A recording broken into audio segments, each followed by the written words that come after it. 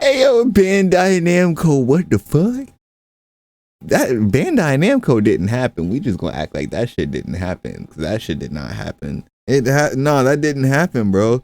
Bandai Namco did not come to E3. That's what I'm gonna say happened. Because that's what they should have fucking did. It's just not came to E3.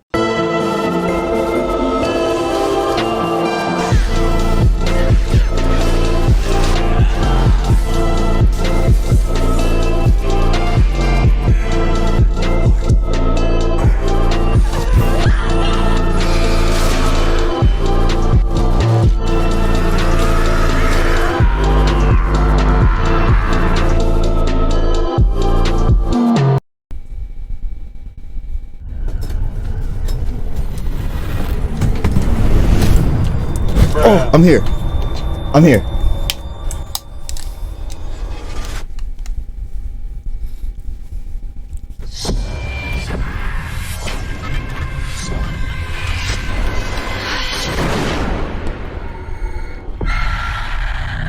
Hey, what the fuck? An ancient horror has awoken from its slumber and is hungry for blood. Shall we see how many have fallen into shadow? Is this a new series? Satellite sweeps of the war zone have uncovered what appears to be an underground storage facility. But I strongly suspect it's where chemical weapons are hidden, so we need to move fast. Ready to go dark. To descend into the unknown alone is extremely brave. Fan out, hold fire. Or extremely foolish. We're gonna psy-op this shit. Brothers in arms, or will it be a case of each No, man Bandai Namco. for himself? Get down! They're up on the race. What am I looking at? Fire! You teeter on the edge of an abyss. Your survival depends on the choices you make. They will be as a compass, guiding you through the unknown. Where on God's green earth have we landed? What nightmare have these luckless souls fallen into? You keep lookout. Yo, ooh, y'all see the blood detail on that? Ooh, the graphics. Ooh, okay, scary game? Their Fear? lights will be snuffed out. Unless you Is this can that find zombie a game that means came out to recently? Save them. Bro. Trapped beneath the earth. I'm taking shots in the dark. Swallowed Let's go. by the void. Will you find the path to salvation, This shit look crazy. or be lost in the darkness? The whole multiplayer? Scary game? That sounds fun.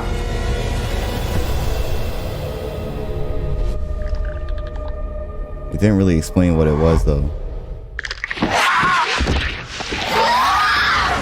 I'm gonna guess it's a multiplayer scary game.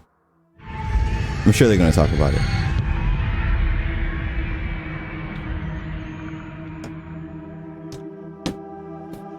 We're here at Supermassive to talk about the next game in the Dark Pictures anthology, House of Ashes. And I'm joined by exec producer Dan. How you doing? Hello. Thank you for joining us. Right, Really cool. so let's start at the very start. We're going to be talking about House of Ashes for most of the interview, but for those that don't know, tell us about the Dark Pictures anthology.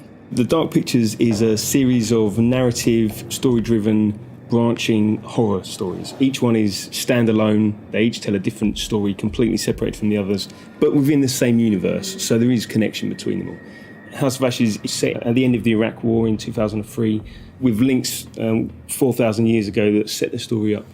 So tell us more about the theme and themes, I suppose, within House of Ashes. It starts off with a military unit. They've got some new technology that can look for weapons of mass destruction underground. They think they've identified something in the Zagros Mountains in Iraq. And then as part of that, they come into conflict with an Iraqi unit. There's a pitched firefight. And then the two groups are plunged underground. There's an earthquake of some sort. And it's revealed that there's a hidden temple underground. These big massive structures, but these different groups, they're all separated, radio contact is lost, and they're submerged in this black darkness. Where on God's I like the green earth graphic. have we landed? And then they're going to start hearing things and seeing things, and people are going to start disappearing. What the f just happened? Oh, So this time it's a very real. real threat. all of the Dark Pictures games, they all pull something from real life or from history, from fact. What's the case with the myth or historical part of House of Ashes? So we love looking at and reading myths and legends and stories and doing our research, and we know our fans love it as well because there's something that they can link into afterwards, and I love doing that when I'm playing games or watching movies myself. So this one's set 4,000 years ago, the Akkadian Empire, and this terrible evil that happened. We had this self-proclaimed god king, Naram Sin, and he essentially cursed his people. He sacked this temple and brought famine and devastation to his own people. So a lot of the history is lost, but we've done a lot of research about it, and then we had a lot of happy accidents that linked into the story we wanted to tell. And the fun thing for us is we get to do our own take on it. We get to twist it, and obviously we've made our own truth from it. At the end of the sneak peek, the trailer, we saw monsters. Tell us a bit more about what's going on there. The military unit that you're playing as, they don't really know what they're coming up against. They're not human, they're bigger, they're larger, they're faster. The team aren't going to know if there's one or two of them or hundreds or thousands of them. And that's kind of the threat with this. They've got guns, maybe they could try and take one of them down.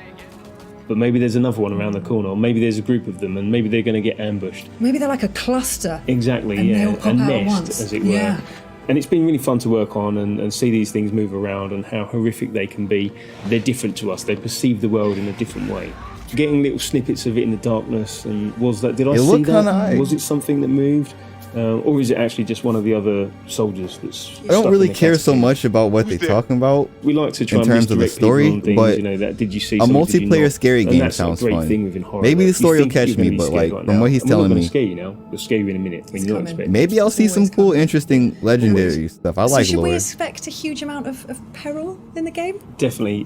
We love to do it. It's fun for us to work on. As horrific as it is, and we know that our fans love it as well. So yeah, there's at least 60 unique deaths, and there's a whole ton of variation on that as well. 60 unique deaths? Merwin and some of the others, you're going to see different things happening to them depending on how you play it out. Getting ripped and shredded and torn, and like because not it's a firefight, there's going to be bullets flying as well, and all kinds of stuff. Let's not be too critical. The graphics look good, and the game itself looked good. Wicked. It sounds absolutely terrifying. I'm in.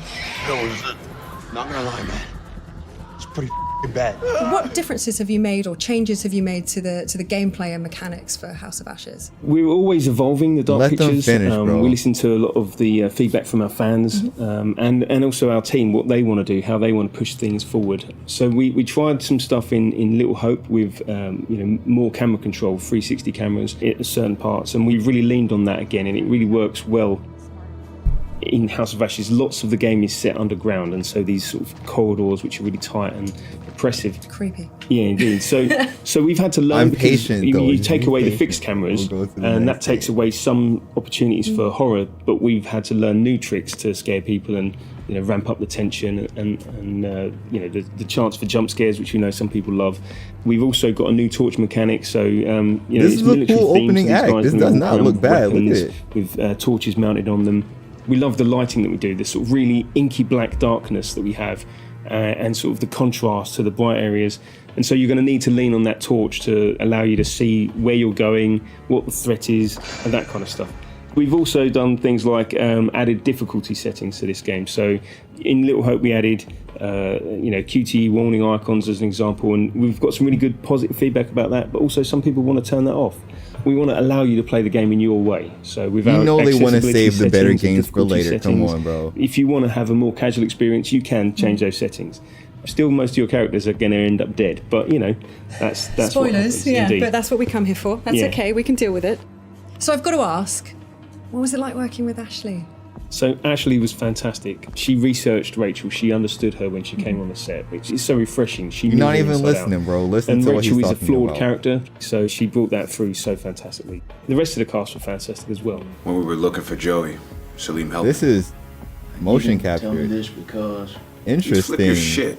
We want you to connect to these characters and understand them as humans. We want them to seem real because they're real to us. We spend a long time designing That's why them. the graphics And I are so don't nice, mind because if you it's hate motion anyone capture. individual character because you don't like everyone in real life. But maybe you'll like them when you see the journey they go on. Maybe you'll like them once they're dead and you feel bad about it. and you feel bad about it, definitely. Yeah. But also we want you to save them. We want you to try and save them.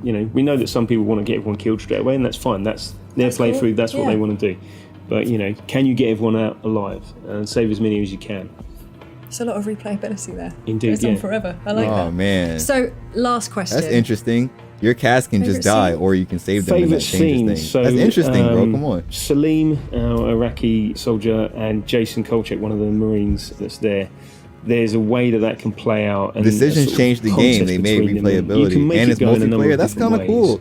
I get this, and I play it. My friend. He's not making it seem super interesting, but I can see it's got cool aspects. And seeing that come through in game, I think we've got something there. I think that's gold.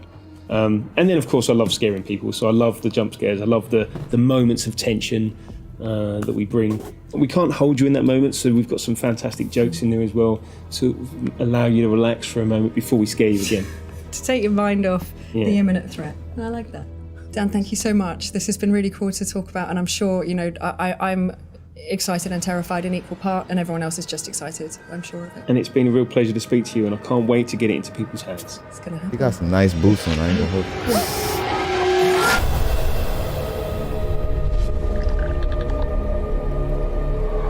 you. He really didn't sell that. Like, that's the thing. He just didn't sell that well enough. I mean, you could tell by his demeanor, he was excited about it.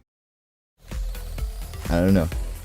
I'd actually play it. I like multiplayer games, and I haven't had a good scary game. The House of Ashes, see how scared you got. Of course, we want to thank Razer for being one of the E3 2021 sponsors. Of course, giving us these tired old blades nobody cares about. But this Blade 14, RTX 3080 built right in. Of course, the Razer. I'm taking that. Thank you so much. No, I'm taking that. Okay, we'll fight. Okay, well, we've done it before. You know what? I'll take the hand-me-down. I'll be little brother. I'll He take said, the I don't outdated. want the Nobody sauce. wants these anymore. Why Right? he Doesn't just, work. yo, he said we could Golden Boy, square up you for just it. saw Why the he Dark said Pictures he don't want anthology. the sauce? Yeah. Your first glimpse of it, we have some reactions from you. Is what you do? They were recording you. They said you were a little scared, not terrified. Not terrified, thankfully. Okay. That game was because, alright. you know, I'd it was actually just get a, it. you know, a normal trailer, which Here is we go. fine. See, And now, there's my face. You're and unsettled for sure. Yeah. Oh yeah. No, you don't like that. You don't yeah, like don't like that. No, not a fan of that one either. Nope. Nope. Yeah, I think that was one of the jump scares in the trailer. I got the willies there at the end too. Yeah. I am not crazy about horror. I was actually talking to the crew at the back, and I said, you know, it really takes a very twisted mind to come up with these things. But it is impressive, though. Yeah. Right? Oh, yeah. You heard there in the interview, you know, Dan saying, like, oh, yeah, I love the jump scares. I live for the jump scares. It's 60 different death animations is what that was something he wanted to make sure. Because, of course, this is a choose your own adventure. If you've never played a Dark Picture anthology, right? You are moving characters in a third person. You jump around. It's like you're watching a movie. You make choices. Those choices leads to different permutations, different setups, different settings, which leads to different deaths or no deaths if you're really, really good. But that's the idea, right? Is that you're playing in your own horror movie is developing and then gives you the reason to replay it. Yeah. Also, a pleasant surprise for me was that Ashley Tisdale is in it. I didn't know that going into it, which I was like, wow, this is definitely an upgrade from High School Musical. You know, like this is definitely a quick turnaround. Ashley Tisdale. Different genre. I know that but name. Yeah, and I think also because we had the VO panel yesterday, which was great. And it just goes to show, right? Like the impact that video games are having. Hollywood stars coming in, you know, lending their voice, lending their face, their acting, their skills to this. Really bringing these characters to life is just going to add even more layers to this horror. That's a huge thing. If you've never played before, performance capture is a huge deal for Supermassive. They go through, they use the facial animation. They want you to feel like you're watching a movie. So we will see soon enough how the Dark Pictures anthology pans out this time around. I'm glad I knew who that was. But for now, let's toss it over to the one, the only, Jackie Jane. Brothers in arms, or each man for himself. Survival depends on choice. Okay. Will you find the path to save everyone, or be lost in the dark? Okay. I'm sorry, I'm just that was a good intro. Excited about this title. Dan, I saw you taking lots of notes. You were taking notes about the mechanics, actually, but I know you're really thrilled with the story as well. Yeah. I mean, I am here for this. So. Well, I'm a big old history nerd, so I was super stoked to hear more about the setting. You know, it's really tying in a lot of ancient lore about the Akkadian Empire. You have Naram Sin, this guy who declared himself like the god king of the Akkadian Empire and desecrated this temple, and now it's coming back to haunt us in modern day. It's also interesting to use the Iraq War as a setting. It is definitely a fraught time period and event during which to set a game, but also That's I think interesting too. It's set sort of, during the backdrop Iraq War. for horror in this setting Interesting. because you're tapping into sort of Mesopotamian mythology of Pazuzu, this king of wind demons, Somebody who's tormenting redeem all of posture these check, soldiers. please. And I'm really excited to see what they can do. I told you I was taking notes. I did some research. I'm excited. Oh, I mean, I can't wait to experience. I might hate to tell y'all this, but I fixed I know the the text-to-speech points. You can use 2,000 points for text-to-speech, and it works Avi, now. what are you thinking? I'm thinking that if I'm ever trapped in That's like a not dark tweaked, though. cave, I'm probably going to stick next to With Dan Dan? because Yeah. he understands what we should be doing. King of what now? You're looking up all this history on Pazuzu? He's the king of wind demons. No big deal. Come Spam, on, spam, everybody spam, knows spam. that. I don't even know Oh my the god. King of Wind Demons is. Look, What bro, was I it? will click that shit off. I know Oh we're my gonna goodness, meme okay. first Do for they a remember from The while. Exorcist as well? I know Yes, okay. we gotta test it, and we're gonna Avi, meme. you were obviously a big fan of. But I know y'all got really points, so I had to just make like, I cool could shit. go I'm gonna be on. adding like sounds and shit, so you know how streamers be having the sounds you can just but play. Avi, I gotta go we've through and been add talking those. about Resident Evil Village like at length. We both like horror survival, but also like when someone's playing What are you with us, looking and I thought forward that it's to? great that it's The co-op. suspense? So Oh, I missed we it. can be scared together while we play. Yeah, I'm just going to be sitting behind Dan and watching him play because that's exactly what I did with Until Dawn because I'm like, cool, I can't hold a controller and, try to guide these teenagers to safety. I'm going to step on a branch and individually kill them all. But Dan was going into like the history of all of it and I'm going as like, oh, 2003, that's a little too close. And I didn't pass all my history classes, but I hope that Pazuzu doesn't, pop up anywhere in a textbook.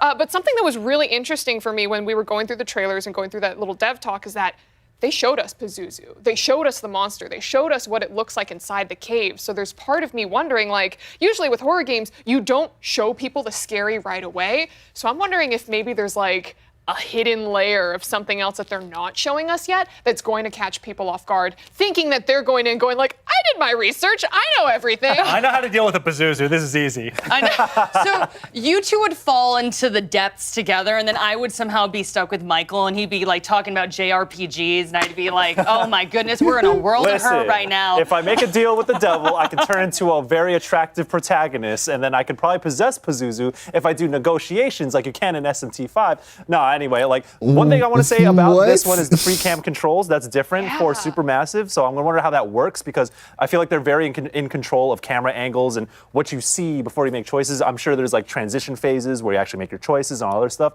It's just something new from them, so I just want to see how that plays out, especially when I'm with a bunch of other people trying to get very skilled. And Damon, I know you're all about retro games, but I also know you love a good story. I know for me, I felt like this had a lot of heart. There was dialogue that we saw, and it really hit me to my core. Yeah, and they showed the actors doing the motion capture. I love horror movies. I love horror games. I'm a kind of a gore hound. I love blood and guts, and I love kill gags. So like, I'm looking forward to see all the inventive and clever ways that Pazuzu is going to kill our soldier friends. Oh boy. Oh boy. I just like saying Pazuzu, even though it's Pazuzu. fine. Mhm. Yes. Anyways, GOMS, I can't talk. Games have changed and evolved so much over the years, and with those changes, so has the coverage of our favorite games. Outlets like PC Gamer, IGN, Polygon, and GameSpot have all led the way in gaming coverage, and for the first time ever, we've assembled the editors-in-chief of all those organizations and our Voices of E3 series. Take a look.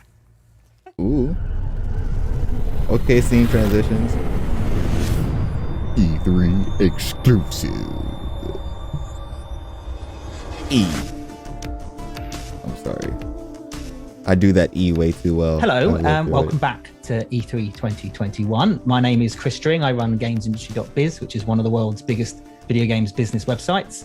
And joining me today to talk about E3 and the future of games in general are some of the biggest names in the video games media, from IGN, GameSpot, Polygon, and PC Gamer. But rather than me do the introductions, I like to pass over to the panel. Hello, everybody. Who are you? What do you do? How did you get here?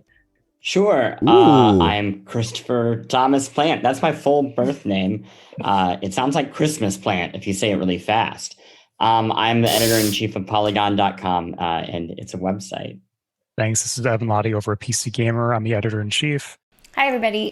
Tina Amini, editor-in-chief of IGN. I don't have a cool Christmas Twitter name, but I do have a really cool Halloween Twitter name that someone gave to me, which is Tina Aminidiville. So that's all I got. Hi, how you doing? My name is Randolph Ramsey. I'm the editorial director from GameSpot. I go by Randy in this country because while it's okay to be called Randy in America, if you say that anywhere else in the world, you will be met with sniggers. You can't say, hi, I'm Randy to anyone else out there. Yeah, it's definitely true for us in the UK. So asking to all of you here, what does sort of E3 sort of represent to you?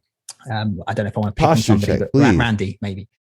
It's difficult to separate E3 as a professional working in the industry and as a fan. I've been in the industry for so long that it's E3 to me is usually just a lot of late nights, whole stream, bro. Being overworked, not having enough sleep. But I think outside of the professional stuff, I think E3 for me. It allows me the chance to feel like just a regular old fan of video games.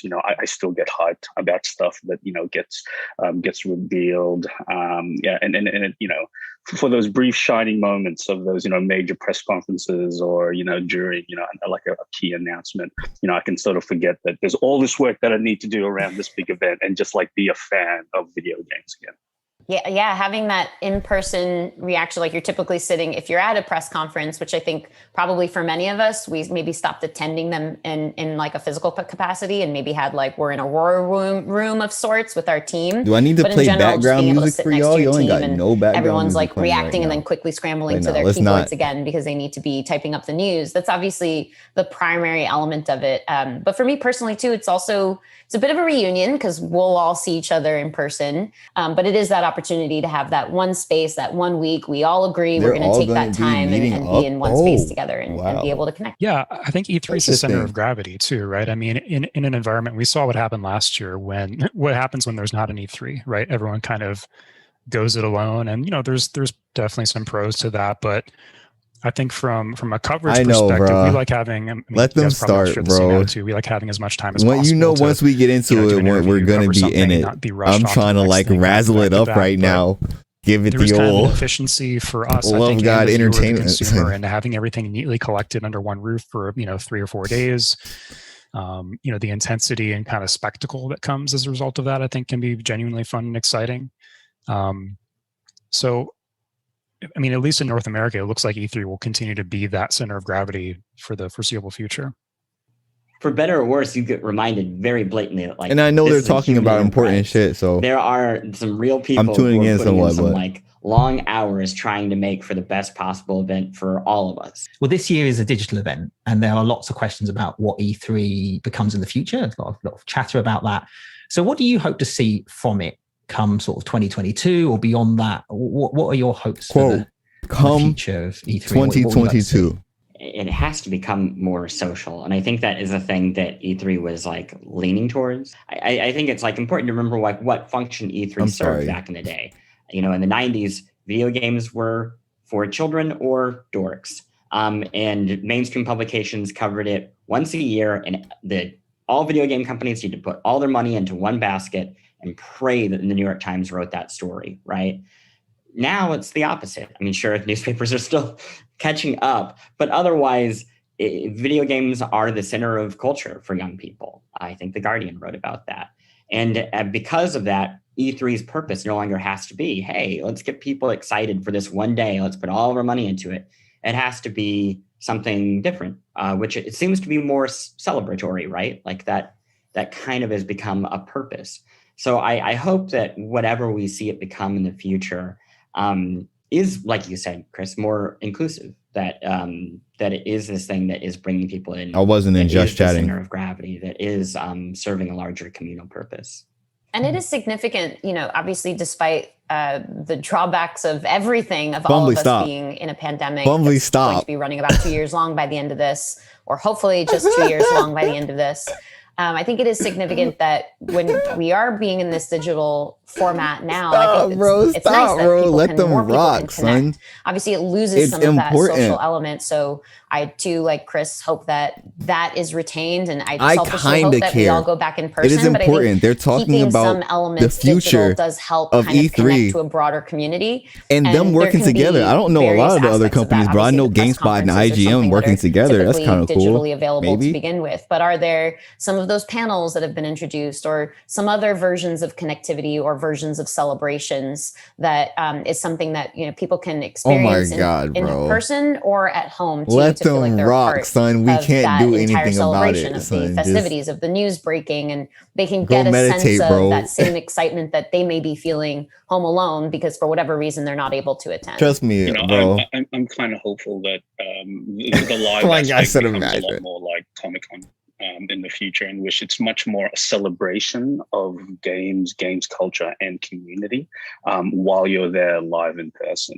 I think the ESA, as everyone pointed out, has been sort of moving towards this hybrid. Maybe thing where, because they half know of it is still behind closed doors meetings. they're with releasing retailers, crazy and then games. They're like, you're gonna watch this and introduce you're more gonna people wait into till it we're and done play some games because and look at some big booths. But as soon as we start showing games, that's just gonna be crazy. Comic-Con does that thing where it does service the You exaggerate in fan 45 aspect of minutes. it It's been really maybe well 20 by minutes having that, max of them talking. focus on the show floor of the culture, things you can buy, Okay, including the artists people you who can talked interact before. with, You can't include the people who talked before. That was a different while still segment. having that Them sort of talking hype right here vehicle and talking about the next big was thing. about So 20 if minutes anything, now. I would hope that they push that sort of live community aspect more when you're there. How far do you think they should go in that direction? Like, would you just like to see them take a full-on Gamescom approach where there are, potentially this is also them. This is also them being very transparent as dedicated having to a business meeting in front that's of really us. servicing the public more This than is a business the trade meeting side, the business side. For I think a traveling E3 show a lot that of goes around all year people and visits multiple cities. For certain people, this might be important. Honestly, I can see it. Luckily, I'm not in the USA. It's for gaming, though. I realize that, PAX does this to a certain extent. I can see this being important but, for some people. I think what E3 could be is still have that spotlight on the let's biggest, look at the and chat the right best now. things, and allowing people. Oh to, my God! as I said, get hyped, get excited Stop! I gotta go. And just to build off that really quick, I think the thing that developers are going to have to ask themselves now, and we've really hit this turning point culturally, is can we let go of the secrecy, right? Because Comic-Con works because they put talent in front of people. But when you put talent in front of people, suddenly they have leverage. And that means that, they're worth more money. I mean, just to be very blunt. And that goes for voice actors, it goes for designers. And I think there is a version of E3 and all conferences that makes a lot of sense where, we don't need to have vertical slices. Why are they flaming? A ton of money. They take up a ton of hours. There can be a distraction. Bro. But if these people become celebrities in their own right, that can take their Why place. are they that flaming? can create these Comic-Con environments. And I would love to see that. I think it would be healthy for the industry as a whole for people to actually be in front of their games, not just behind them. Any information on what? Evan, actually, I love it. You mentioned the Gamescom model, but as a business journalist, I actually find I love E3. Damn, bro, y'all I love the buzz of it. So disrespectful. That's fucked up. I understand. I'm trying to be like, nice, it's busy and noisy, and kind about it. Sales figures, right? And it's no, they know you're gonna wait for it. There's almost two parts of it. They know you're going to wait for it. Big booths and the exciting. If they don't show anything good, this is completely bust. But if they do show something good, cup of coffee and a bit of Wi-Fi and a bit of networking. So I think I would like to have a. Then you're going to wait for this show and a consumer show that sort of sit side by side. I don't know how you I don't know how you fit that into the LACC. He's speaking about separating them, obviously. I think that's something that I would like. Somebody separating this from moving to that obviously what we're doing, but like anyway, and I think some people will watch this, but they don't want to watch this right now. Obviously, is that something you're interested in? People would watch this though. I mean, with the not kind right of now. competition that we've referenced here with PAX, right? It's just essential that these events have a true purpose that is contemporary and really. We got Metroid what at else is least. happening, the other options people have. Elden Ring 2. When you go to PAX, Naruto right, you see Fighter Z. families. I see lots of, thinking back to the PAX second, it's like mothers and daughters and fathers and sons. Bro, why y'all that have like decided to take their vacation to this event because they're a huge fan of, GameX. And they want to hang out and be a part of that, right? All right, let's switch to the Dragon Ball stage. I mean, like, it's interesting to get a sense of like our kind of multifaceted feelings in this conversation, because like GDC is probably my favorite event of the year because the press is not the focus at all. There's not like big announcements or anything. And yet we as press get some of our best material out of GDC because it's an environment where game developers are just talking to each other and we're kind of listening in. And it's an environment where game developers like have their guard down. They're not, engaged in the deep secrecy that I think Chris is referencing there very often. That's what I say. They're being very transparent right now. This is a good thing. Their design, it's just not and, their narratives and like, for this shit. What's kind of interesting to them in the moment. And that's a great environment for interviewing. This will be great at the end when people are tuning out, but then they know you're not going to watch it. So they know you're going to watch it right now. And sort of meet in the middle of all this stuff. Because you're going to wait for these. Have clarity and identity. Well, I'm very much aware. If it was an after show, you wouldn't watch it though. Fun last question. So, what is? We are watching this shit right now because they are making us wait, and they know people are doing live stream reactions. Mine's a little sad in retrospect, but I still very much enjoyed the I'm not going to theorize or it was before No Man's Sky came out, and I interviewed Sean Murray, and he was excited to talk about this game and to talk about all the procedural generation and that work that was going into it. Actually, alongside hilarious. That interview, he had one of his programmers like showing me behind the scenes how that procedural generation worked. I thought it was such an interesting way of doing an interview where I was actually seeing if I actually get into like gaming production of what was actually going into the game while he was this could be very interesting to me. What was a really eloquent way. So it's only a little sad in retrospect because obviously there are a lot of moments where developers kind of maybe regret, like, did I say too much? Did I accidentally promise something that I wasn't intending on promising? But I think ultimately at the core, for me in that experience, like I could just see his passion and I could just see his pride for what his team was working on. And I think that there's something still, really genuine and true and heartfelt about that. I mean, for me, my favorite interviews are usually the conversations. But honestly, at some point, I should know all these people if I really want to be an announcer for not only just video games but stuff like this as well. That's like big goals and shit. People are very press. I should know these people for them.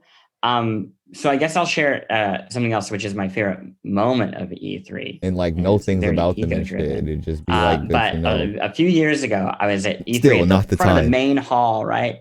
And it was the final day, and I was doing a direct-to-camera of like, hey, this is E3, I'm going to wrap it up. And at this point, I'm like running on no sleep, and I'm like covered in sweat. I look like an absolute mess.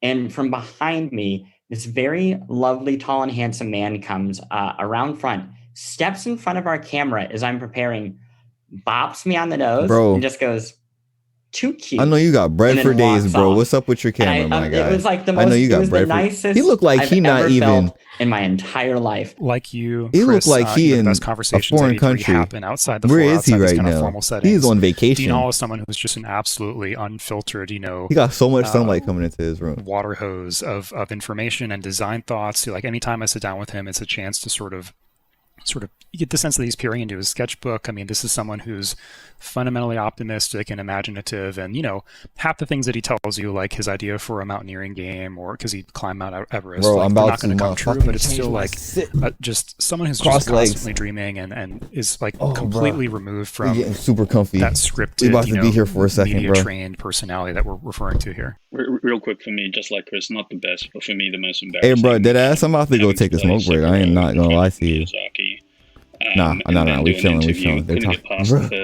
The first enemy I came across, and then I had to do a 50-minute chat with them. So that was lovely.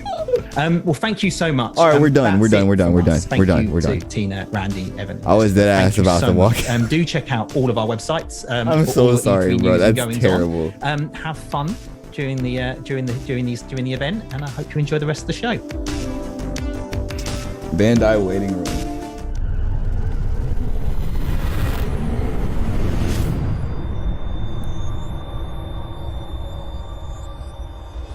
IGN Summer of Gaming has officially partnered with the ESA for E3 2021. Bro. IGN Summer of Gaming is now all summer long. From major press conferences and announcements at E3 2021 to the IGN Expo with exclusive gameplay and reveals to exciting first looks at the hottest new games and in-depth developer interviews, IGN's Summer of Gaming. Was that Halo? IGN Summer What of is Gaming Halo doing? What are you doing, Halo?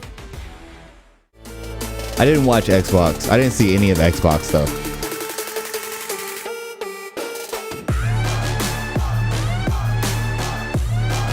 Well, I forgot we were getting a new Halo, but didn't like one of their developers back off of it?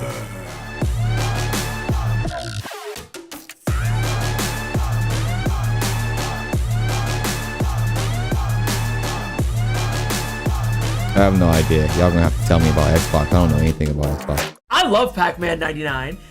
It's so fun. And the thing is, I'm super competitive too. I'm just like, bet, you think you're gonna get top 20? Get out of here. Get out of my face. Get out of my face. Get munched on. It's my first session, I got like top 30.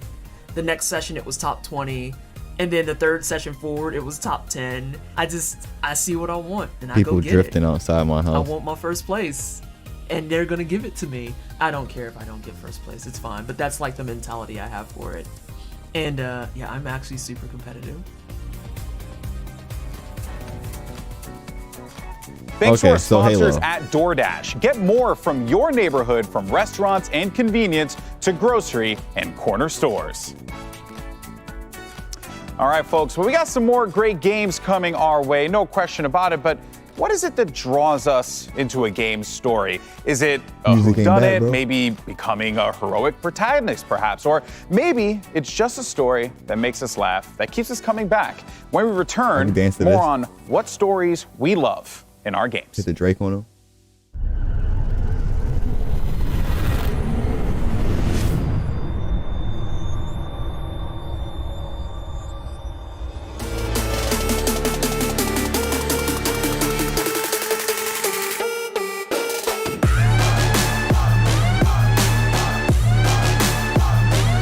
That's what I'm talking about. More power. The beats ain't bad in this. That shit kind of dropped crazy. I ain't gonna hold you.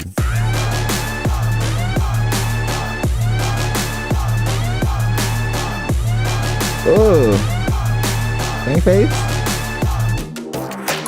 IGN Summer of Y'all Gaming bullshit has me right officially now, though, partnered bro. with Y'all just about to loop ESA commercials, for bro. E3 I should have 2021. IGN Summer of Gaming is now all summer long. From major press conferences and announcements at E3 2021 I'm about to change this IGN thing, Expo with motherfucking exclusive gameplay and reveals to exciting first looks at the hottest new games and in-depth developer interviews, IGN Summer of Gaming has it all. IGN Summer of Gaming begins right now.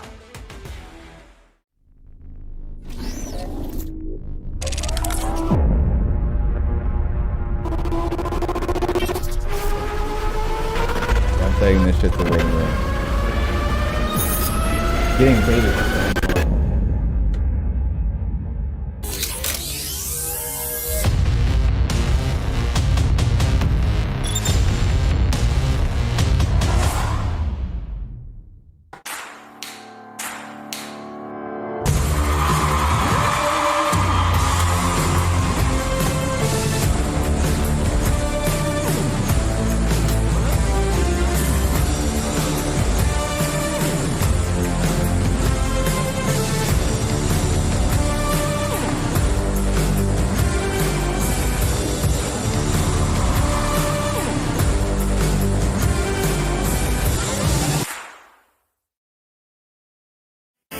But it could happen at any time.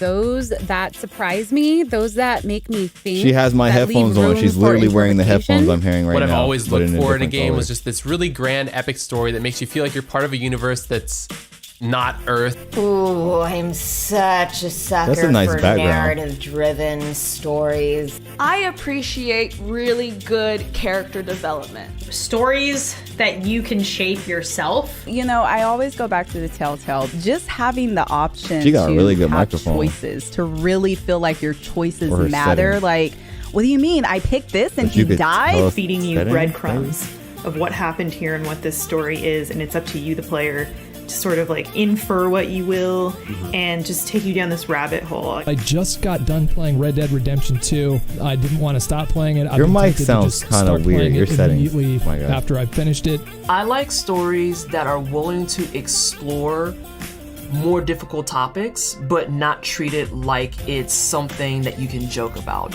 Games are empathy machines. And I can just appreciate when they have this absolutely massive narrative and so much going on that it could absolutely turn people away from it. No, that's not all of it, places, bro. Or have storylines that are incredibly depressing or that's just the first thing. Morbid, They're just but then they're building suspense right bits now, and bro. pieces of Stop. humor. Shut up, bro. Fallout does that leave really them alone, well. bro. Leave them For alone. me, bro. the stories I appreciate the most in games are always women kicking ass. Welcome back to E3 Live from Los Angeles. not And I it, want to bro. continue Stop. this conversation about storytelling in games. Every game has some sort of story to That's tell, not it. but some games have really That's taken their not it. narrative That is not it. That is not cinematic Bandai games Namco. like That is The not Last it. of That Us, is Detroit not it. Become That is Human, not it. Do BioShock, not. Red Dead, just to name a few. Guys, what type of stories do you like Shut in the your fuck games? up. Alex, I'm I am starting so with sorry. you. Yeah. Nope. I don't Okay, believe so the you easy, at all. Until answer they for tell me will that is always and it, I forever do be not Halo. believe you. The Halo 1 story, it was actually Whatsoever. one of the I don't first, believe it. Like, as a kid, That one would of the be first, impossible. Like, narrative games I actually paid attention to. For That some would be reason. I impossible. got into the books, and then from there, it just became a fascination. Another one They're that trolling. always stays in the No, back they're of my trolling. mind, You know they're was trolling Skies right of now, Arcadia. right? Oh, wow, okay. I love that game as a kid. And Y'all getting something trolled heavy about, right now. Like, Y'all being a getting big pirate, trolled but right now. believing in yourself and all that. It was just like a very uplifting story, and Yeah. I enjoyed it so much. So yeah, those are ones that stand out for me. Jackie, what about you? I think I've spoken at length about the Super Nintendo games that have had a profound influence on me. But actually, I wanted to talk about But The Last of Us hasn't and The Last Bandai of Us Namco been 2. dropping shit already? you know, I wouldn't be surprised about them not having right? much, Somebody but finally they're talking not about to about it. show one game. This little independent studio. Who no, the fuck shows one Extremely popular, game? but I'll be honest though, like that game haunts me to this day. I just Totally. remember, I mean, the opening scene. I still have not seen a game just punch me in the face like that. Like I just remember being terrified, sad, angry, and then I was like, I'm 2 minutes into this thing, and I don't know what the hell is going on here. You know what I mean? It's and heavy. Yeah, it was just extremely heavy. And I thought The Last of Us 2 was fantastic as well. I know, people are quite divided on that title, but for me, with Ellie and Abby, it's just we saw how human they were. Yeah. There were times where I absolutely hated them, and I was just like, I can't stand you. And then there were times where they had me weeping, and I would just totally empathetic to their situation. Exactly. And I think that there's tons of amazing games out there that, we're just like, man, that hits me right in my gut and my core that I can definitely relate to that. But just those two titles in particular, it's just a fantastic series. And especially for The Last of Us and their storytelling, right? You're talking about things we can relate to. For me, it's the ones where we can't, but we still love that game. And so for me, the final scene in The Last of Us, no spoilers, right? But the final time you're playing The Last of Us Part 1, like I remember finishing that and putting it down and be like, I got killed because I thought I was going to have a choice. I thought it was going to do the video game thing of, do you want to do this or do you want to do that? And I got destroyed because I didn't do what the thing it needed me to do. And so I remember finishing that and being like, Joel's the bad guy, and having that conversation about What does that with so many different sound? people, and then going to part 2, and then throughout the game being like, don't do that, Ellie, but I keep wanting to play as her and understand what's happening. Someone That's said the press power of video X to games, right? skip. Indeed, it is. Storyline-based press games aren't X the to only skip. ones we love. When we return here at E3 Live from LA, If everybody presses X to favorite skip. first-person shooters of all time. Don't go anyway. I wonder what Golden Boy is going to say. I wonder what Golden Boy is going to Go say. ahead, all bro. right? Take your We'll phone shoot and our shoot us shot in something. just a few. Y'all joking, right? Y'all My fucking. brain turned I'll on be back, playing too. Super Mario I'll be right Brothers for back. the NES. I started with Super Mario on the NES. I think my first Nintendo Bandai I broke though, so I thought it was a piggy bank. So I shoved a bunch of pennies in it. I don't believe that. I have a photo Bandai of my mom presentation was a with new me game that literally in her nobody belly remembers the playing name Duck of right Hunt. now. I got really into Duck Hunt. It was okay, definitely, but it like, should not have been helped the me only game. learn not to be a sore loser because every time I would see that dog come up and laugh at me, ooh, filled with so much hate as a 5-year-old. Eventually, me and my big brother were saving up for a long, long time to finally afford ourselves a Game Boy. A pink Game Boy Color with Pokemon Red. I got that sweet, transparent purple Game Boy Color. Went to town on some Pokemon Blue. Pokemon Yellow was like my number one. Bro. And way better than Red and Blue because it was harder because you start off with a Pikachu. I wouldn't say I really found my passion until Super Nintendo. Link to the Past was just mind-blowing to me as a kid. I must have been 5. I started with the Nintendo 64. Donkey Kong, planning out your next move. That appeals to the turn-based strategy fan in me. Hey, On bro. top of that, it tells a very cool and creepy story. Yeah. Y'all tell me Super something, great. right? Also, Tell me great something, VR right? as Yeah, well. Really absolutely. fun, really fun. Dan, what about you?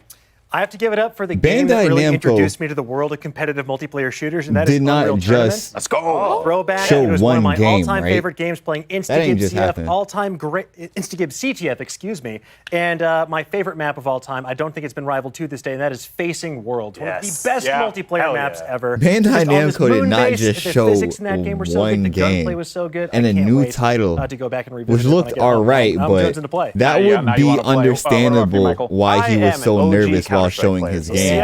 Because he was the only person showing There's a Bandai very game particular way to play and it, a new spray title. patterns, strategies, positioning. It's Bruh. so important. Are you CT? Are you on T side? Yep. And where exactly do you plant the bomb? There's so many intricate things about CS that I had to come to actually terms learned. with So it, it made bro. me feel I think smart. that It might made me be feel like just I was what good at the happened. game because I had a couple friends who taught me all the very specific things that you should do. That's competitive multiplayer. I know it's this next. What I'm about to say is it's not necessarily a first-person shooter. It's a first-person RPG. But Deus Ex, the original, that came out in 2000, baby. changed my life. Heck yeah, that is a great game. Avli, I know you're traditionally, League of Legends and those games, but I know you branch outside. What do you got? So I was going to say Valorant at first, but Okay, then I obviously. realized, I remember when I was in like 2nd or 3rd grade, I played this online game. It was the poor man's Counter-Strike, and it was called Soldier Front. It was totally random. It was like you couldn't afford CSGO. I couldn't afford like an Xbox to play Modern Warfare or something. So I was just like this 10-year-old kid. I'm like, I shot someone. I shot someone. That's the other thing. I didn't have to purchase it, so my parents didn't know I was playing it. But Wonderful. shout out to anyone who remembers that game. Yeah, no, the people who making that game are gonna be. I like that. Some good ones that I'm going to rattle off for you. Oh, Dusk, play that. man, Great he did game. not sell that Bullets shit per well minute, at another all. fantastic game. Try that out. Not a first-person shooter per se, but Ghost Runner. Unbelievable. If you haven't checked that game out yet, really, really worth your time. And then there's this small independent game called Halo. That's the other one that you need to play right now. If you don't have Master Chief Collection, it's from an independent studio called 343 Studios. Check them out. I'm getting all hot and bothered talking about it. I can tell. I can tell. But yes, there are so many great FPS games. We didn't even get through like Quake, obviously Granddaddy, BioShock as well. Oh, like that's you good. got a lot of great games, guys. But we're all done talking shooters for now. But when we return, an exclusive look at one of our What else is favorite coming? devs that we've seen here, Freedom Games Dark Deity. So grab your swords because that is going to be Bandai's coming up over. next. This is in my contract.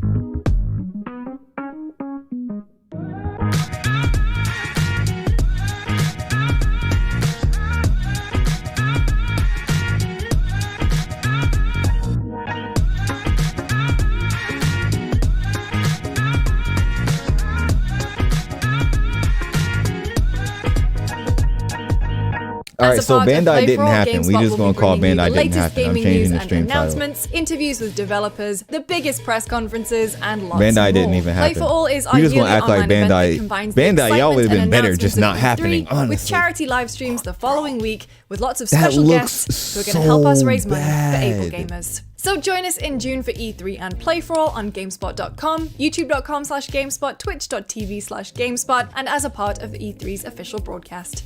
See you then. bro, that looks so bad. You really might have been better off just 创立于2018 not. 年，致力于为全世界的中文游戏玩家提供专业、精准、迅速的资讯情报。篝火营地立足于中国，与多家国际一流游戏媒体同行达成正 Oh 式 wait, 内 we 容 still 合作 got 关 more 系。 stuff coming, 源源 bro. 不断 There's 地 still 将最 something, 新鲜的 right? 游戏 There's still other 第一 stuff. 时间 There's gotta 带 be 给全球 independent 中文游 stuff. 戏玩家。自成立以来，篝火营地在全网的内容浏览量已经超过5亿，服务了。 Y'all let Bandai Namco close?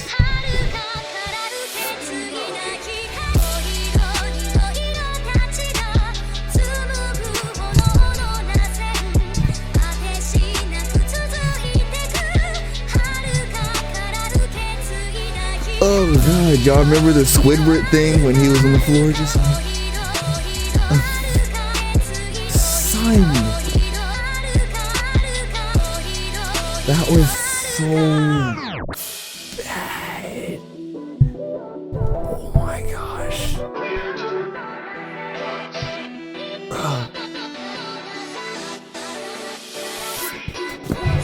Y'all let Bandai Namco go.